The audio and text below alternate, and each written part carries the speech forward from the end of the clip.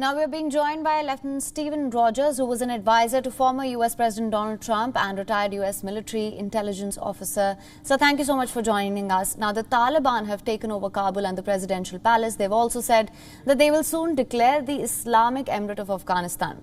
US Secretary of State Antony Blinken, on the other hand, has slammed the Afghan forces for their inability to keep Taliban in check. How do you assess his statements? Well, to begin with, this is a major catastrophe for United States foreign policy.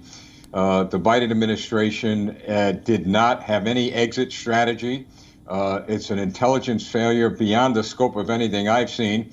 And this brings me back to Saigon in Vietnam in the 1970s. So Blinken's statements are completely wrong. They're false. And he's trying to backtrack on a catastrophe. Right, sir. Now, the U.S. troop withdrawal has been blamed for the acceleration of the Taliban's advances. Do you think Antony Blinken's statements reflect on a lack of certain degree of assessment, proper assessment of the entire situation? Look, my assessment is very, very clear. To begin with, there was an announced withdrawal by the Biden administration.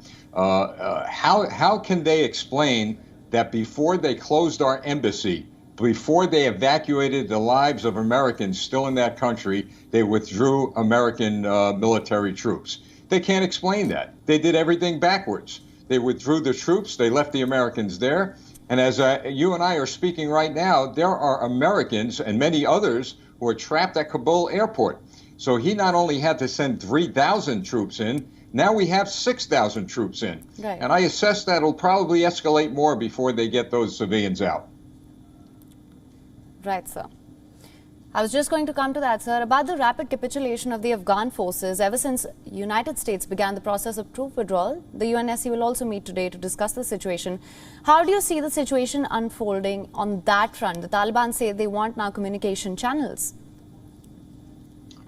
Look, the Taliban is a terrorist organization. They cannot be trusted. The fact of the matter is that they're killing people as they had advanced towards the capital. So what we're seeing now is probably some discussions that they've had with China, because China has been a player in this.